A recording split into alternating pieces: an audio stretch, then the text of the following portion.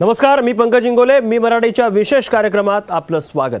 आधुनिकीकरणाच्या नावाखाली सिमेंटची जंगलं वाढली. रोजगाराच्या निर्माणाकरता MIDC आणि कारखानदारांनी ग्रामीण भागात धाव घेतली. पण या कारखानदारीनं गावच्या सौंदर्याचा ऱ्हास केलाय. पालघरच्या पाणेरी नदीत कारखान्यातून बाहेर पडणारं सांडपाणी सर्रासपणे नदीत सोडलं जात आहे. त्यामुळे नदीवर पूर्णपणे अवलंबून असणारे शेतकरी आता हवालदिल झालेत. या गावाची काय नेमकी परिस्थिती आहे याचा आढावा आपण घेणार आहोत या कार्यक्रमात. पालघरची पाणीबाणी.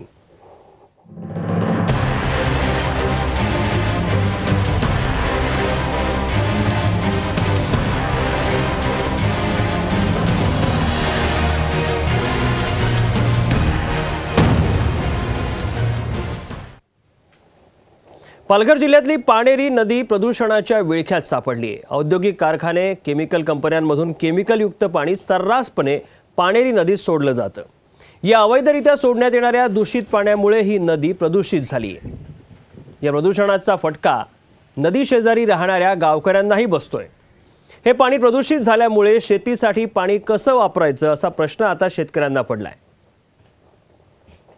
कारखान्यातलं सांडपाणी या पाणेरी नदीत सोडलं जातं. त्यामुळे पाणेरी नदी सध्या प्रदूषणाच्या विळख्यात आहे.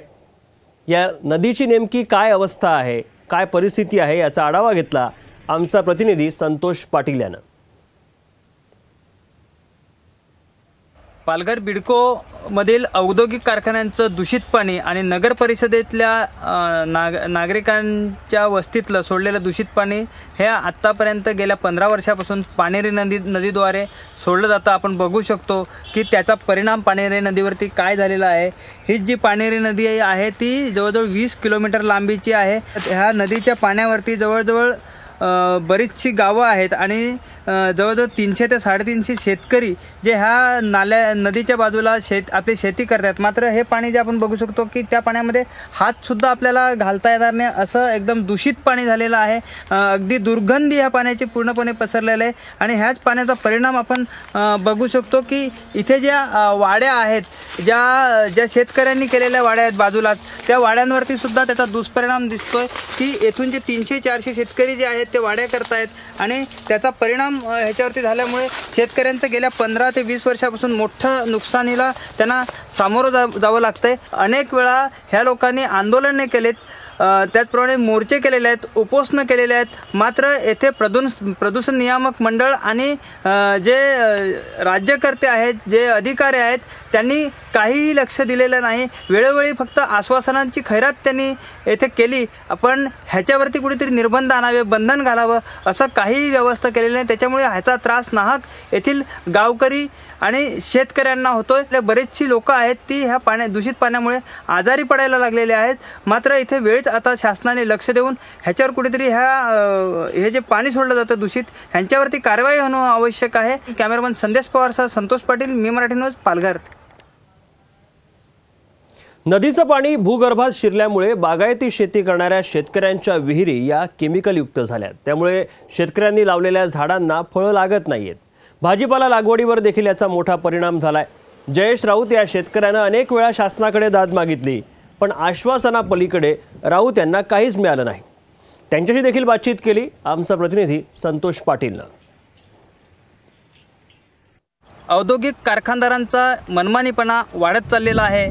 त्याचा फटका हा सामान्य शेतकरी आणि इतर लोकांना प्रदूषणाच्या बाबतीत नेहमीच बसतोय. आपण बघू शकतोय, मी आता माहीममध्ये आहे. माहीममध्ये जी पाणेरी नदी आहे, त्या पाणेरी नदीमध्ये मोठ्या प्रमाणात पालघरच्या MIDC मधून दूषित पाणी सोडलं जातं आणि त्याचा फटका ह्या शेतकऱ्यांना बसतो. आपण बघू शकतो की इथेही ह्या वाडीमध्ये हे आंब्याची जी लागवड आहे, आपण बघू शकतो की ह्या आंब्याला फळधारणा तर होण्याची थांबलेले आहे, मात्र ह्याची पानंसुद्धा एकदम मरायला आलेले आहेत. आपण खाली बघू शकतो की ही एक शेतकऱ्यांनी जी मिरची लागवड केलेली आहे ह्या भागामध्ये, तर त्याचा परिणाम, त्या दूषित पाण्याचा परिणाम ह्या मिरचीवर झालेला आहे आणि पूर्ण जो शेतकरी आहे तो मेटाकुटीला आलेला आहे. त्यांचं मोठ्या प्रमाणात नुकसान ह्या कारखान्यांच्या दूषित पाण्यामुळे होते. आपल्यासोबत जयेश राऊत ह्या माहीम गावात शेतकरी, त्यांना विचारू नेमका काय परिणाम आहे.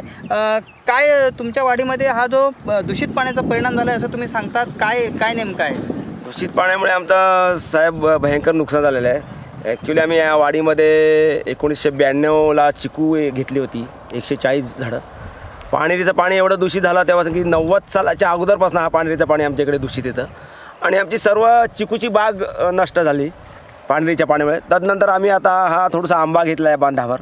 त्या आंब्याला पण परिणाम झाला की त्याला फुलधारणा धरत नाही, त्याचे बोके चालत नाही. तदनंतर आमची मिरचं पीक आहे. मिरची पिकावर बघा तुम्ही, मिरची पिकावर संपूर्ण आमचा मिरची खराब झालेली आहे. या पाण्याच्या पाण्यामुळे आम्हाला आता आमच्या ह्या एरियामध्ये कमसे कम 300-400 शेतकरी आम्ही उपजीविका चालवतो. भातशेती करतो आम्ही. इतर शेतकरी आमचे भाजीपाला लावतात, पण त्याचं तसं पाहिजे तसं आम्हाला उत्पन्न येत नाही. त्याच्यामुळे आम्ही कर्जबाजारी झालो. या 10-15 वर्षामध्ये असं एवढं दूषित पाणी झालं की पूर्वी थोडी तरी वाढी व्हायची, आता अजिबातच वाढी होत नाही आमची. तर आमचा शेतकरी आता आमच्याकडे कुठलाच दुसरं पर्यायी पीक नाही, तर आमचा शेतकरी आता कर्जबाजारी झालेला आहे. आणि याच्याकडे आम्ही सरकारी यंत्रणाकडे बरीचशी पाठपुरावा केलेला आहे, उपोषणे केली आहेत, मोर्चे काढले, सरकारी यंत्रणाची आमची पाणेरी नदीची पाहणी केली, पण त्याचा काय आम्हाला तेवढा काय फायदा झाला नाही. आणि आमच्याकडे तसं दुर्लक्षितपणे झालं सर्व शासनाचं, किंवा आमचे कोणी पुढारी असतील आमदार खासदार त्यांचं पण नुकसान तितकंसं लक्ष आमच्याकडे आलेलं नाही. तसा आमचा हा शेतकरी हवालदिल झालेला आहे या एरियामध्ये. आतापर्यंत आपण कुठे कुठे पत्रव्यवहार केला या बाबतीत, कोणी कोणी इथे भेटी दिल्यात आणि त्याच्याबद्दल तुम्हाला आश्वासनं काय दिलेत आणि काय त्याच्यावर पाठपुरावा केला आहे का त्यांनी? हा पाठपुरावा तर बोलता की आम्ही पाठपुरावा करतो, हा पाणी आम्ही 2 दिवसात बंद करू, 4 दिवसात बंद करू, दूषित पाणी बंद करू, आम्ही तुम्हाला सूर्या नदीचं पाणी देऊ. पण याचं असं साहेब या 15-20 वर्षात असं काहीच कोणी केलेलं नाही. येतात, पाठपुरावा करतात, आमची नदी पाहतात, येऊन जातात, फोटोग्राफी होते, सर्व होते, टीव्हीवर येतात, आमचे शेतकरी बोलतात, पण त्याचा काय फायदा परिणाम झालेला नाही कोणावर. ह्या शेतकऱ्यांना कुठेतरी न्याय देणं, दिलासा देणं गरजेचं आहे, एवढंच सांगायला लागेल. कॅमेरामन संदेश पवारसह संतोष पाटील, मी मराठी न्यूज, पालघर. या दूषित पाण्याचा केवळ शेतीवरच नाही तर गावकऱ्यांच्या आरोग्यावर देखील त्याचा परिणाम झालाय. कसा ते आपण पाहणार आहोत एका छोट्याशा ब्रेक नंतर. पाहत राहा आमचा विशेष कार्यक्रम पालघरची पाणीबाणी.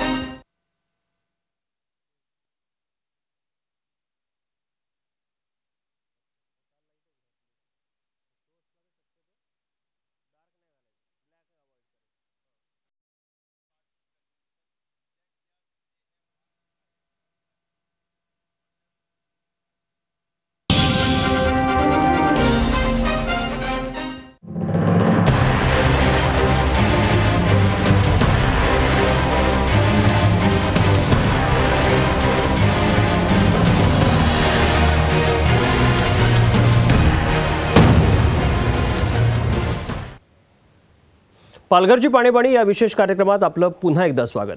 पानेरी नदीचं हे दूषित पाणी वापरल्यामुळे शेतीचं प्रचंड नुकसान झालंय. शेतकरी आणि गावकऱ्यांशी या संदर्भात बातचीत केली आमचा प्रतिनिधी संतोष पाटील यांनी. मोठ्या प्रमाणात असणारे कारखाने, हे कारखाने दूषित पाणी, कारखान्यातून निघणारं दूषित पाणी हे पानेरी नदीद्वारे सतत सोडत असतात आणि त्याचा दुष्परिणाम हा शेतकऱ्यांना भोगावा लागतो. आपल्यासोबत माहीम गावातील शेतकरी आहेत, त्यांना विचारू या नेमका परिणाम काय होतोय. आम्ही पानेरी नदीच्या साईडला वाडी करतोय. वाडीमध्ये उभं राहायला पण जमत नाही, एवढा पाण्याचा दूषित वास येतोय. आणि वाडीमध्ये नुकसान, फळं झाडं पण फेल गेले, चिकू फेल गेले, आंबे गेले. किती एकर वाडी आहे तुमची? 3 एकर वाडी आहे. परत एवढा परिणाम आहे की साईडला पानेरी खाडी आहे ना, त्याच्यामध्ये आम्हाला मच्छी खायला भेटत होती, ती पण आता नाहीशी झाली आहे. 90 सालापासूनचा हा प्रश्न आहे. इथं जे काय औद्योगिक विकास आणि जे काय डेव्हलपमेंट चाललं आहे, म्हणजे बिल्डिंग्स वगैरे बांधलं, त्याचा कुठल्याही तऱ्हेचं हे नसल्यामुळे, त्याला आराखडा वगैरे काही नसल्यामुळे त्याचं जे ड्रेनेजचं पाणी आहे, संपूर्ण पाणी ह्या पानेरी नदीमध्ये सोडलं जातं. आज गेली 10 वर्षापासून हे जे काय प्रदूषणाचं प्रमाण प्रचंड प्रमाणात वाढलेलं आहे, त्याच्यामुळे आता शेतीवर सुद्धा परिणाम होतो आहे. त्याचा भातशेतीवर होतो आहे, लावलेल्या अनेक पिकांवर त्याचा परिणाम होतो आहे. आमच्या माहीम विविध कार्यकारी सहकारी संस्थेच्या माध्यमातून साधारणतः दरवर्षी 12 कोटीचा भाजीपाला ह्या सीझनमध्ये वाशी मार्केटमध्ये पाठविला जातो. परंतु यंदा मार्च अखेर आली तरीसुद्धा खाली 2-2.5 कोटीचा माल फक्त गेलेला आहे. ह्या पाण्याचं आणखी एक महत्त्वाचं म्हणजे कसं असतं, पाणेरीमध्ये पावसाळ्याच्या सुमारास ते कारखानदार त्यांच्याकडे जे काय वेस्ट मटेरियल असतं, सगळं असतं, ते सगळं याच्यामध्ये सोडतात. आणि तो जो पाणी येतो पुराच्या स्वरूपानंतर तो भातशेतीमध्ये पसरतो आणि त्याचा तवंग तो भातशेतीवर बसल्यानंतर त्याच्यामधनं जी काय कणसं निघतात भातातनं तीसुद्धा वांस येतात कणसं आणि त्याच्यामध्ये उत्पन्नावर भरपूर परिणाम होतो. पण याच्याकडे आज शासन दरबारी अनेक प्रयत्न करूनसुद्धा काही निष्पन्न झालेलं नाही. मागील राज्यमंत्री आमचे गावित साहेब होते, त्यांनीसुद्धा बरेचसे प्रयत्न केलेत, पण शेवटी त्यातनं निष्पन्न असं काही झालेलं नाही. सर, किती शेतकरी असतील साधारणतः ह्या नाल्यावरती? नदीच्या आजूबाजूला असलेल्या विहिरी आणि बोरवेलचं पाणी पूर्णपणे केमिकलयुक्त झालं आहे. हे पाणी वापरल्यामुळे लहान मुलं देखील आजारी पडू लागली आहेत. तसंच घरातल्या भांड्यांचा रंग देखील यामुळे बदलला आहे. याबाबत गावातल्या महिलांशी बातचीत केली आमचा प्रतिनिधी संतोषनं. आपल्यासोबत माहीम गावातील काही महिला आहेत, त्यांना आपण विचारूया नेमका काय परिणाम झालाय. पियाचं पाणी सर्व बिघडलेलं आहे आणि त्याच्यामुळे आम्हाला जाम त्रास होतोय आणि भांडे सुद्धा काळी पडायला लागलेत. म्हणजे पियाचं पाणी केवढं खराब झालं असेल. पियाचं पाणी आम्हाला एवढं वांदे झालेत पियाचे का आम्ही पाण्याला जाऊ कुठे पाणी आणायला. दुसऱ्यांच्या वाडीत गेले तर आम्हाला ते बोलणारच ना. दुसऱ्यांच्या वाडीत गेलं मग आम्हाला पाणी आम्हाला चांगलं करून द्या. म्हणजे पाणी कसं, पाणी एक दिवस भरायला गेलं ना, पाणी भरून ठेवलं ना का मग सकाळी वरती असं फेस येतो हांड्यांना आणि ते पाणी पियाला गेलं पिवलं पण पडते आणि चहा केला चहा पण सफेद होतो. म्हणजे पाणी पण पिवत नाही असं, म्हणजे कडवट लागते, आंबट लागते आणि हांडे बिंडे सर्व खाली एकदम पिवले होऊन राहतात. असं ऍसिड सारखं पाणी लागते एकदम. निश्चितच ह्या दूषित पाण्याचा परिणाम त्या पिण्याच्या पाण्यावरती झालेला आहे आणि त्याचा दुष्परिणाम ह्या नागरिकांना ह्या महिलांना सुद्धा, घरातल्यांना सर्वांना भोगायला लागतोय.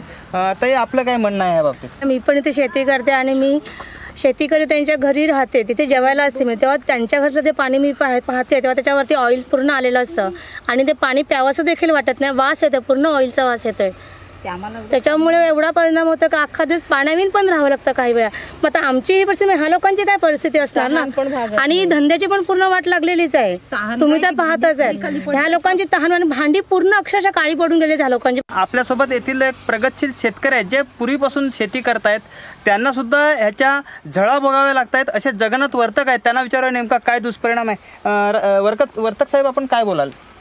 हा जो पाणेरीचा पाणी भूगर्भावर जातो आणि आमच्या बोरवेलला आलेला आहे आणि बोरवेलला आल्यानंतर जो आम्ही शेतीसाठी यूज करत असतो ते शेतीची माती जी आहे इथं pH खराब झालेला आहे आणि पिठासारखी झाली आणि त्याच्यामुळे आमची मिरची आणि इतर लागवड जी करतो आम्ही कारली आणि वांगी वगैरे त्याच्यावर परिणाम झाला आणि बाज पडत नाही आहे, त्याच्यावर फळदारणा होत नाही आहे.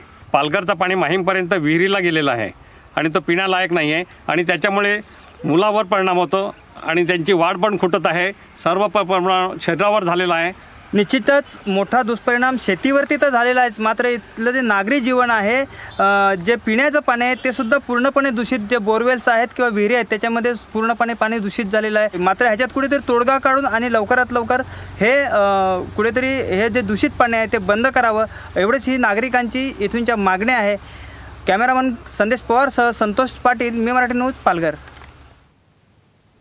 दूषित पाण्याचा एवढा मोठा प्रश्न निर्माण झाला असताना पालघरचे पालकमंत्री नेमके काय करतायत, काय नेमकं त्यांनी आश्वासन दिलं, ते देखील आपण बघणार आहोत एका छोट्याशा ब्रेक नंतर. पाहत राहा मी मराठी न्यूज.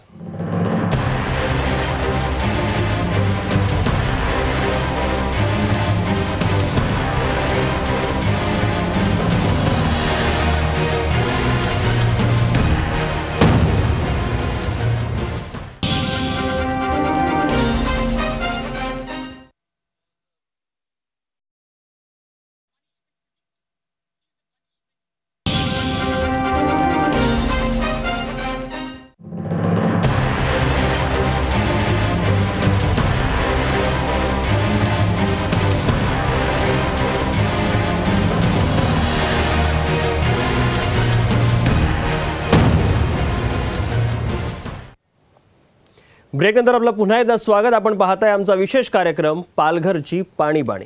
गावकरी आणि शेतकऱ्यांच्या आंदोलनानंतर पालघरच्या पालकमंत्र्यांना अखेर जाग आली आहे. पालकमंत्री विष्णू सावरा यांनी नदी प्रदूषित करणाऱ्या कारखान्यांवर कारवाई करण्यात येईल असं आश्वासन अखेर दिलेलं आहे. त्यांच्याशी बातचीत केली आमच्या प्रतिनिधीनं, पाहूयात. आपलं आता राज्यात सरकार आहे, केंद्रात सुद्धा सरकार आहे, पण हे औद्योगिक कारखान्यांचा जात जिल्ह्यात पण आहे. ह्या औद्योगिक कारखान्यांचा जात हा पूर्ण म्हणजे सामान्य नागरिकालाच बसतोय. आणि त्याचा फटका सर्व सहन करावा लागतोय. आपण काय करायला ह्या प्रदूषण ह्याच्यावरती? असं आहे, प्रदूषण जर अशा प्रकारचे कारखानदारी करत असतील तर त्यांच्यावरती आळा घालणं हे पहिलं काम आहे. आणि त्या नदीमध्ये जे काही प्रदूषण होतं आहे त्याच्यामुळे आजूबाजूच्या सगळं नागरिकांवर त्याचा परिणाम होत असतो. पिण्याच्या पाण्याचा विषयच येत नाही, परंतु तरीसुद्धा इतर ठिकाणी गुरं पाणी पितात, माणसं पाणी कधी कधी पितात. आणि म्हणून अशा गोष्टी जर होणार असतील तर त्याला आळा घालणं हे आमचं सरकारचं काम आहे. आणि म्हणून अशा प्रकारचे कारखानदार जर असतील तर त्यांना निश्चितपणे त्यांच्यावर कारवाई केली जाईल आणि नागरिकांच्या ज्या अपेक्षा आहेत त्या अपेक्षा पूर्ण केल्या जाईल. ते मोठ्या प्रमाणात विहिरी किंवा बोरवेल्स आहेत त्यालासुद्धा पूर्णपणे केमिकलयुक्त पाण्याचा वास येतो आणि ते पाणी त्यांना प्यावं लागतं आहे नाईलाजाने. आणि असं असताना तेथील शेतीचं सुद्धा मोठ्या प्रमाणात नुकसान झालेलं आहे. तर अशा बाबतीत आपण काय पाऊल उचलाल? याचे बघा, पिण्याच्या पाण्याचा प्रश्न आहे तो आम्ही नक्की त्या कारखानदारावरती कारवाई करू. आणि त्याचप्रमाणे ज्या शेतकऱ्यांचं अशा प्रकारे नुकसान वर्षानुवर्षे जर नुकसान होत असेल तर त्यालासुद्धा पायबंद घातला पाहिजे. आणि म्हणून अशा प्रकारचा एक सर्वे अहवाल कदाचित आला हे असेल, ते नेमकं माझ्यापर्यंत पोचला नाही, पण तो सर्वे अहवाल घेऊन आणि कोणत्या शेतकऱ्यांचं किती नुकसान आहे त्या नुकसानीचं त्याचा आढावा घेतला जाईल. आणि मग त्यांना कशा प्रकारे नुकसान भरपाई देऊ. जसं आपल्याकडे 2-3 मोठी आसमानी आपल्याकडे संकट आलेले आहेत महाराष्ट्रामध्ये. म्हणजे गारपीट झालेलं आहे, वादळ झालेलं आहे, त्याच्यामध्ये नुकसान झाले आहे. तशाच प्रकारचे हे तर एक प्रकारे कृत्रिम नुकसान होत आहे की ज्या कारखान्याने अशा जर पायबंद घातला नाही तर मग त्या शेतकऱ्यांचं कायमचं नुकसान होईल आहे. म्हणून कायमचं नुकसान होऊ नये याच्यासाठी सरकार खंबीरपणे शेतकऱ्यांच्या पाठीशी उभं राहील. आणि जे कारखानदार अशा प्रकारे प्रदूषण किंवा अशा प्रकारचं काम करत असतील त्याच्यावर योग्य ती कारवाई केली.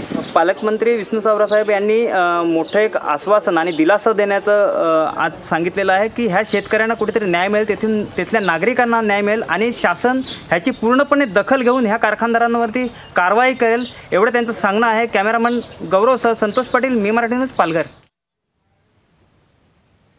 तर पालकमंत्र्यांनी कारवाईचं आश्वासन दिलेलं आहे. प्रदूषण नियामक मंडळानं या प्रदूषण करणाऱ्या कारखान्यांवर ताबडतोब कारवाई करावी हाच आमच्या या कार्यक्रमामागचा हेतू आहे. या विशेष कार्यक्रमात इतकंच. ताज्या बातम्यांसाठी तुम्ही पाहत राहा मी मराठी न्यूज.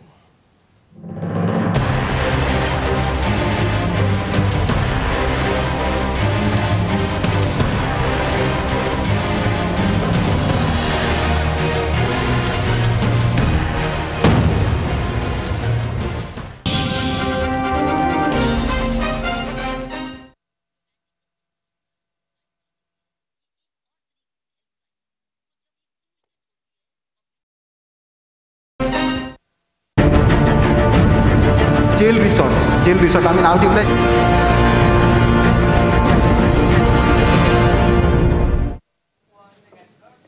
नागपूरचं जेल हे जेल रिसॉर्ट झालेलं आहे असं कैदी स्वतःच म्हणतायत. माजी पोलीस अधिकारी रमेश मेहता आपल्यासोबत आहेत. मेहताजी, एकूणच जर आपण पाहिलं तर नागपूरमधल्या सेंट्रल जेलमधून ज्या वेळेला 5 कैदी ज्यांच्यावर 3 जणांवर मोकोका लागलेला होता असे हे कैदी जे आहेत ते फरार झाले आणि त्याच्यानंतर हे संपूर्ण प्रकरण जे आहे ते बाहेर यायला लागलं. धक्कादायक व्हिडिओ आतमधला आपल्यापर्यंत मिळाला की या कैद्यांना सिगारेट, गांजापासून सर्व काही पुरवलं जात आहे. कारागृह अधीक्षक कांबळे यांच्यावर कारवाई करण्यात आली. ज्या वेळेला हे जे कैदी आहे ते पळून गेलेले होते त्यांना निलंबित करण्यात आलं. मात्र इतक्यावरच हे थांबणारं नाहीये. ज्यांचे हात याच्यामध्ये आलेले आहेत त्या सर्वांवर कारवाई होणं फार गरजेचं आहे. मेहताजी, तुम्हाला काय वाटतं?